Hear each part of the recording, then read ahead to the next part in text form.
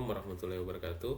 Perkenalkan, saya Hendra Iskandar, dosen program studi pendidikan jasmani, kesehatan, dan rekreasi jurusan ilmu pendidikan, Fakultas Keguruan dan Ilmu Pendidikan Universitas Tadulako.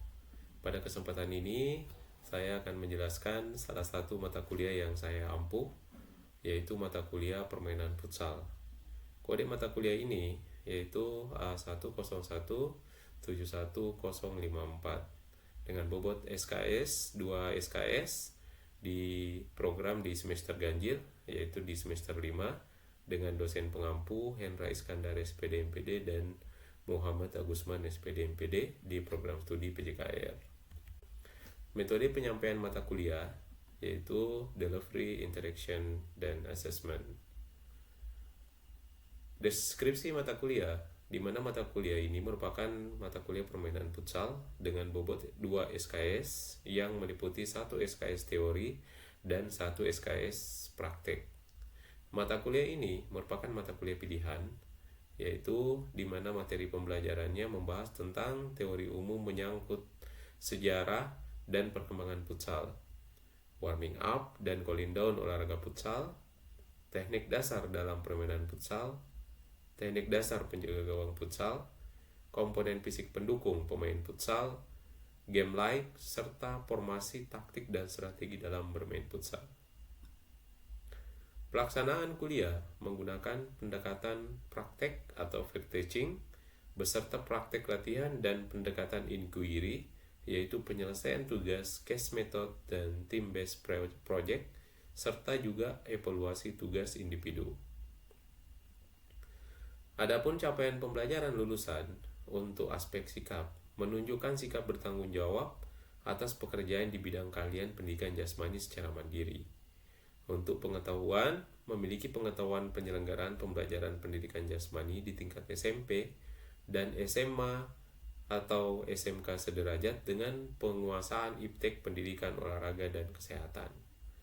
Untuk keterampilan umum, mampu mengambil keputusan yang tepat berdasarkan analisis informasi dan data, dan mampu memberikan petunjuk dalam memilih berbagai alternatif solusi secara mandiri dan kelompok. Untuk keterampilan khususnya, yaitu memiliki kemampuan mengelola penyelenggaraan event olahraga. Untuk capaian pembelajaran mata kuliah, yaitu menunjukkan sikap bertanggung jawab dan memiliki pengetahuan penyelenggaraan pembelajaran pendidikan jasmani dengan penguasaan iptek pendidikan, olahraga, dan kesehatan. Mampu mengambil keputusan yang tepat berdasarkan analisis informasi, data, dan mampu mengelola penyelenggaraan event olahraga. Adapun materi pembelajaran, yaitu yang pertama, sejarah dan perkembangan olahraga futsal. Yang kedua, warming up dan cooling down dalam permainan futsal. Yang ketiga, teknik dasar dalam permainan futsal. Yang keempat, teknik dasar penjaga gawang futsal. Yang kelima, komponen fisik pendukung pemain futsal. Yang keenam, game like atau yang diistilahkan permainan yang divariasikan dengan karakter futsal yang sebenarnya.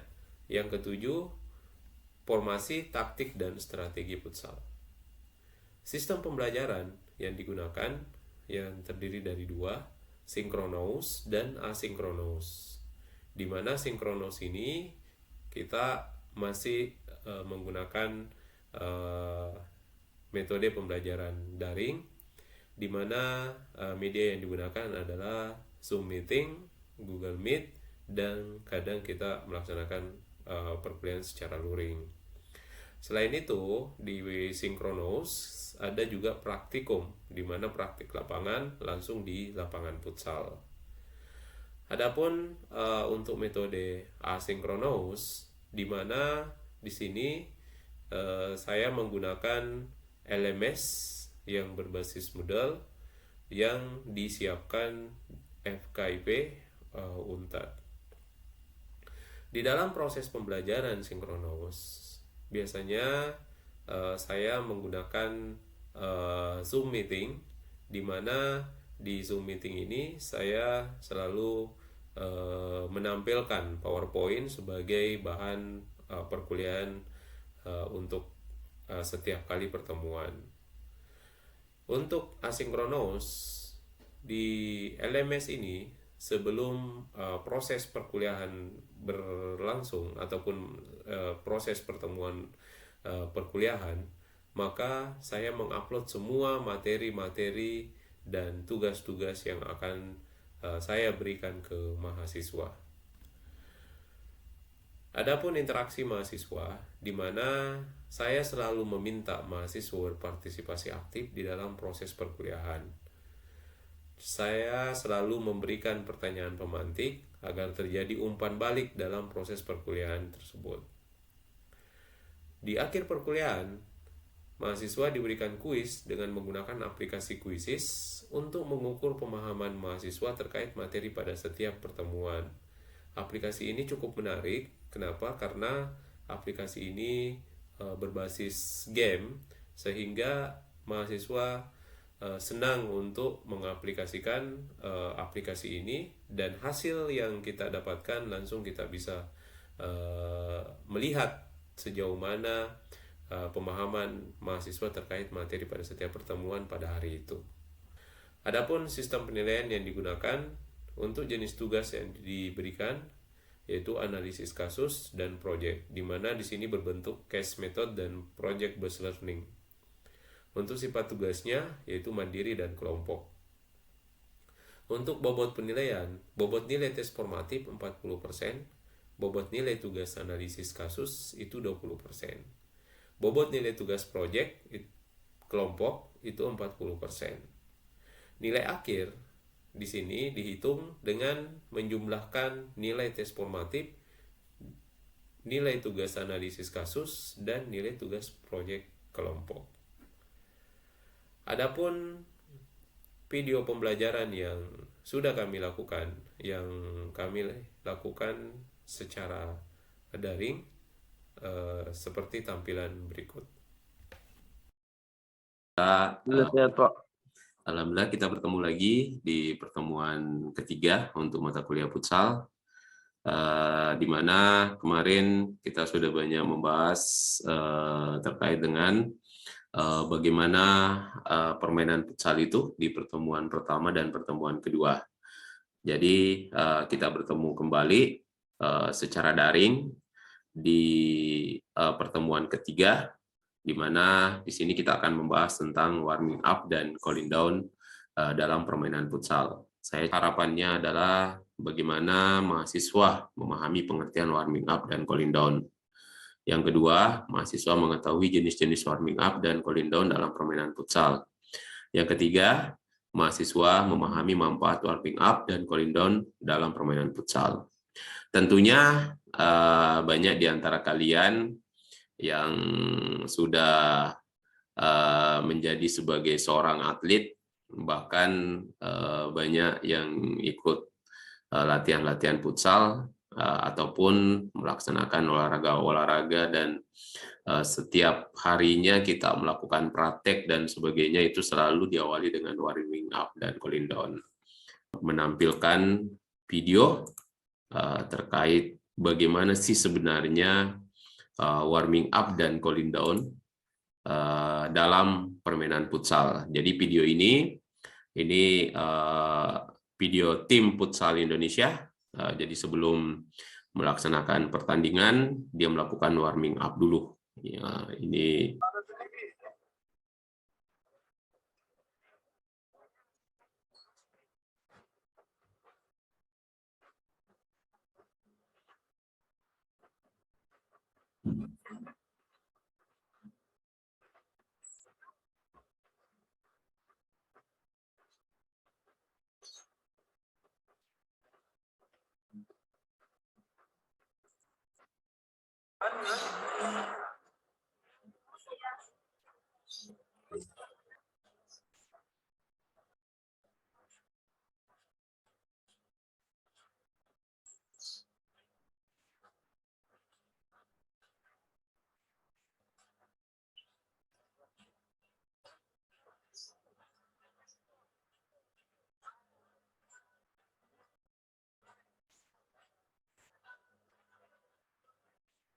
oke.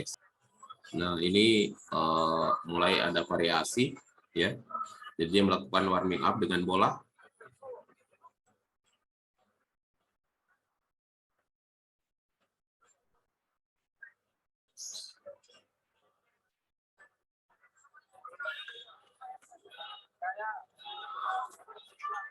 Oke, dia mulai melakukan variasi warming up. Jadi tetap dalam posisi warming up, ya. Dia melakukannya dengan bola. Ya. Nah, setelah menyaksikan beberapa tadi gerakan-gerakan warming up yang dilakukan oleh pemain-pemain timnas futsal Indonesia, kira-kira pendapat Anda seperti apa? Ada yang bisa 1-2 orang memberikan pendapat terkait dengan video tersebut?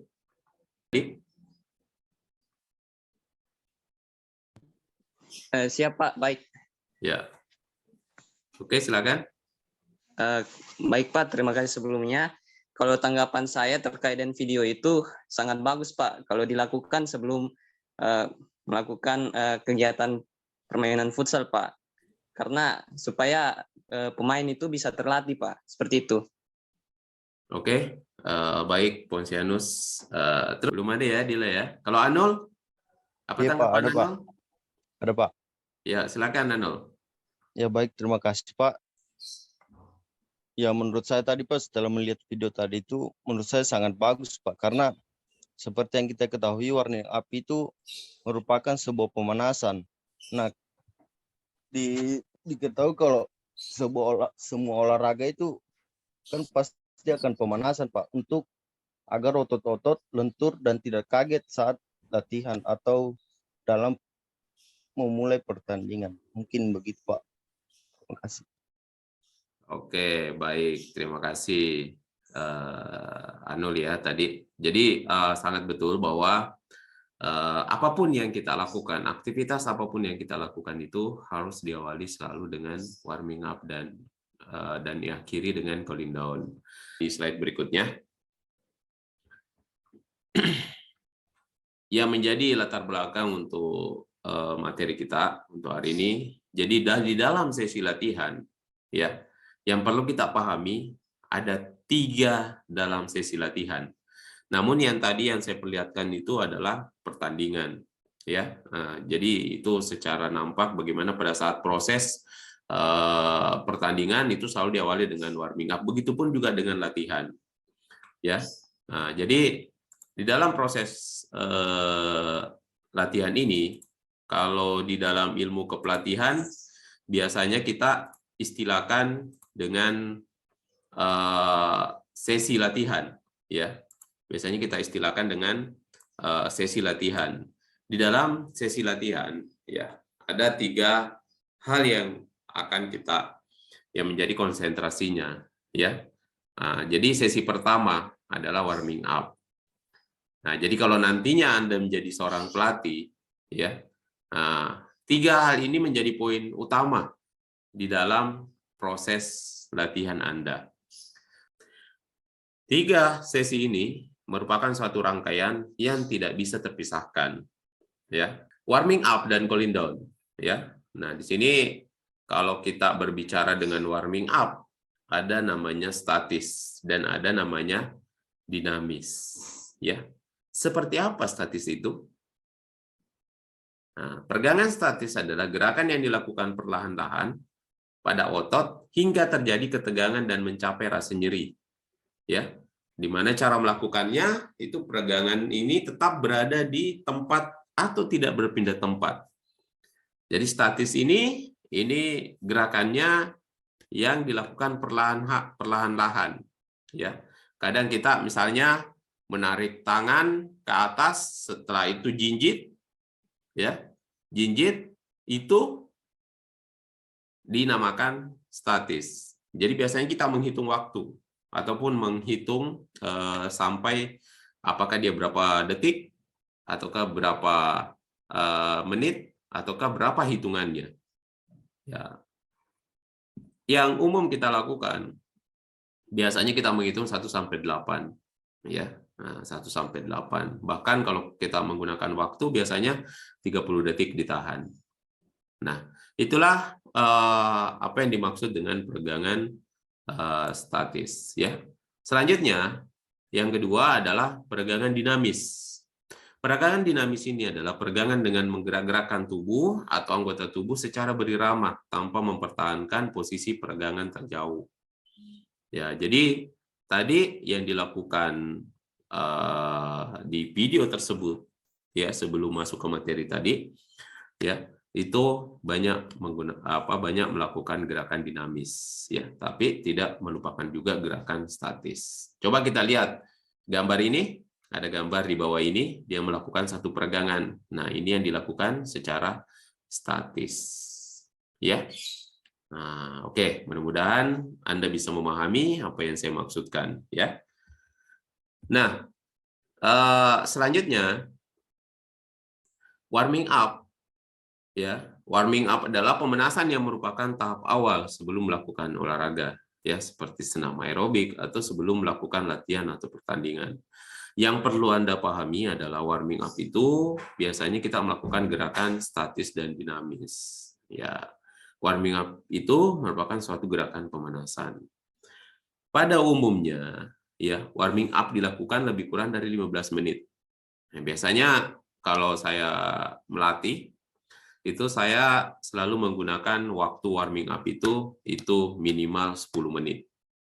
Sebelum masuk ke gerakan-gerakan inti latihan, ya, sesi-sesi latihan yang sudah saya susun sebelumnya. Ya, fase ini diawali dengan kegiatan stretching. Ya, stretching itu sama halnya kalau kita peregangan tadi, ya. Nah, jadi dalam warming up itu dalam artian besar tadi di video Anda melihat ada stretching dulu. Setelah stretching ada gerakan-gerakan dinamis dengan menggunakan bola, ada gerakan-gerakan dinamis yang ada speed, ada bagaimana gerakan-gerakan itu bisa meningkatkan suhu tubuh, ya. Nah, seperti apa mengukurnya? Yaitu dengan menghitung denyut nadi atlet kita. Maka perlunya tadi di dalam proses pengarahan yang paling utama adalah mengukur denyut nadi dulu atlet kita atau siswa kita. Nah, dihitung dulu denyut nadi normalnya berapa. Ya, biasanya pada umumnya denyut nadi normal itu kadang usia-usia seperti Anda itu 80 per menit. Ada sampai 60, ada sampai bisa saja 50. 60, 70, 80. Yang perlu diwaspadai jangan sampai lebih dari 100. Ya. Nah, itu. Ataukah sudah masuk ke 90, nah hati-hati. Bagaimana kondisi atletnya? Belum melakukan aktivitas apa-apa, ternyata denyut nadinya sudah melampaui denyut nadi normal. Nah, makanya kita hitung per menit. Nah, makanya seorang pelatih itu, seorang guru penjas nantinya, itu selalu harus membawa stopwatch. Ataukah setidaknya jam tangan yang memiliki hitungan waktu per detik per menit. Yang mudah untuk dibaca. Jadi itulah salah satu standar kita mengukur dulu apakah kondisi siswa kita, apakah kondisi atlet kita ini sudah siap untuk masuk ke materi kita untuk hari ini. Ya, seperti nanti pada saat nanti saya mengajar, pasti langkah awal yang saya lakukan adalah menghitung denyut nadi Anda. Nanti di lapangan. Ya, sebelum masuk ke materi inti kita pada hari itu. Nah, bagaimana cara menghitungnya? Cara menghitungnya adalah bukan menghitung waktunya sampai 1 menit. Ya. Nah, biasanya yang paling mudah saya lakukan, saya menghitungnya per 10 detik. Nah, fase ini diawali dengan kegiatan stretching tadi, ada penguluran otot-otot tubuh dan dilanjutkan dengan gerakan dinamis pemanasan. Tujuan dari latihan ini adalah untuk meningkatkan elastisitas otot dan ligamen di sekitar persendian sehingga dapat mencegah kemungkinan cedera yang berbahaya. Selain itu, pemanasan juga dapat meningkatkan suhu tubuh dan denyut nadi untuk menyiapkan tubuh menghadapi latihan yang lebih intensif. Ya. Cooling down itu apa sih maksudnya cooling down itu? Nah, ini pendinginan atau cooling down adalah gerakan untuk gerakan melemaskan atau merilekskan otot tubuh yang sebelumnya sudah melakukan aktivitas olahraga. Cooling down adalah latihan yang mudah dilakukan setelah aktivitas yang lebih intens untuk memungkinkan tubuh bertransisi secara bertahap ke keadaan istirahat atau hampir istirahat. Menurut Anda, kenapa kita perlu cooling down? Ada yang bisa menjawab? Ya? Ada yang bisa menjawab? Kenapa kita perlu cooling down? Tidak ada ya? Belum ada gambaran? Belum ada, Pak. Belum ada ya? Ya, Pak. Ya. Jadi beberapa hal yang mengharuskan kita melakukan pendinginan, yaitu dengan aktivitas yang sangat berat yang sudah dilakukan di materi inti ataupun latihan inti atau dalam suatu pertandingan, itu sangat perlu dilakukan cooling down. Untuk apa? Ya, tadi kan kita menggunakan otot kita yang masih yang sudah bekerja ekstra, ini tidak kembali normal. Makanya itu pada saat orang sudah olahraga, jangan dulu langsung datang duduk beristirahat, ya. Tetapi kita kita jalan-jalan dulu untuk masih mengatur napas, supaya apa? Supaya kita bisa kembali pulih, ya. Karena dengan berbagai aktivitas berat yang sudah dilakukan itu tadi sangat berpengaruh dengan kondisi tubuh kita yang masih siap untuk melakukan aktivitas, ya. Makanya kita sangat penting untuk melakukan cooling down ataupun pendinginan. Baik, itu pengertian tentang cooling down. Ada pertanyaan? Lanjut? Lanjut, Pak. Oke, lanjut ya. Nah, manfaat warming up dan cooling down. Manfaat pemanasan dan warming up sebelum olahraga. Yang pertama, mengurangi risiko cedera. Melakukan pemanasan sebelum olahraga, memperlancar peredaran darah ke otot dan mampu mengurangi otot tegang. Nah, yang kedua, meningkatkan fleksibilitas, meningkatkan energi, melancarkan peredaran tubuh, menambah performa tubuh. Nah, selanjutnya apa manfaat cooling down atau pendinginan? Membantu tekanan darah dan suhu tubuh kembali normal. Nah, itu yang utama. Terus membuat otot-otot tubuh menjadi rileks. Nah, terus yang ketiga, mengurangi kelelahan otot. Nah, yang keempat, melatih kelenturan dan fleksibilitas otot. Yang kelima, mencegah terjadinya cedera. Nah, yang keenam, mengurangi ketegangan sendi. Yang keempat, mengurangi risiko kram. Biasanya kram, ada otot-otot kita masih tegang, nah itu sudah langsung dipaksa untuk berhenti melakukan gerakan-gerakan itu. Ya. Nah, jadi itulah manfaat cooling down, manfaat warming up dan cooling down. Oke, jadi bagaimana? Ada pertanyaan sampai di sini? Tidak ada? Halo semuanya? Tidak ada, Pak. Oke, baik. Kalau begitu, saya rasa sudah dipahami apa itu manfaat warming up dan apa itu manfaat cooling down dan apa sih sebenarnya warming up dan cooling down itu. Jadi saya akan memberikan tugas kelompok, ya. Tugas kelompok. Coba Anda perhatikan, ya, apa yang akan Anda lakukan di tugas ini. Jadi yang pertama, Anda menyusun rangkaian gerakan warming up dan cooling down, kombinasi statis dan dinamis untuk atlet futsal. Ya, jadi tadi saya perlihatkan ada gerakan warming up, ada gerakan cooling down, ada kombinasi statis dan dinamis untuk atlet futsal. Yang kedua, Anda membuat video praktek rangkaian gerakan tersebut. Nah, jadi Anda melakukan apakah dalam satu kelompok ini kan ada beberapa jumlahnya di kelas ini ya. Jadi ini akan terbagi 5 kelompok nanti. Ya, jadi Anda melakukan gerakan warming up, Anda menyusun dulu gerakan-gerakannya. Setelah itu Anda mencoba memperhatikan rangkaian gerakan tersebut, ya. Anda membuat video, setelah itu diedit sedemikian rupa. Saya yakin Anda ahlinya, saya lihat sudah banyak yang sering mengupload video. Saya lihat itu sudah menarik semua. Dia bisa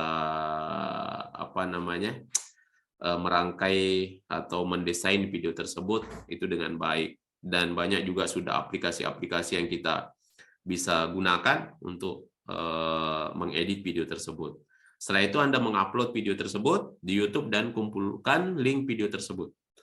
Ya. Nah, jadi saya cuma membutuhkan link videonya. Nanti saya memeriksa video Anda itu dengan melihat link video tersebut. Nah, sekarang kita kan masih menggunakan LMS ya. Semuanya punya akun LMS. Jadi Anda mengupload link video tersebut tadi yang Anda sudah upload di YouTube itu ke LMS. Jadi petunjuknya silakan akses petunjuk soal tersebut di LMS. Terus kelas ini terbagi dalam 5 kelompok. Selanjutnya masing-masing kelompok mengupload video yang telah dibuat di YouTube. Durasi video minimal 10 menit. Masing-masing kelompok mengumpulkan link video yang telah diupload di LMS. Batas waktu pengerjaan 2 minggu. Oke, ada pertanyaan baik tentang tugas ini maupun tentang materi tadi? Tidak ada? Jelas ya? Ya, mungkin jelas sudah, Pak. Oke, baik. Sebagai kata penutup untuk pertemuan kita pada hari ini, ya, jangan dulu mengatakan tidak mampu sebelum Anda berusaha menjadikan diri Anda mampu.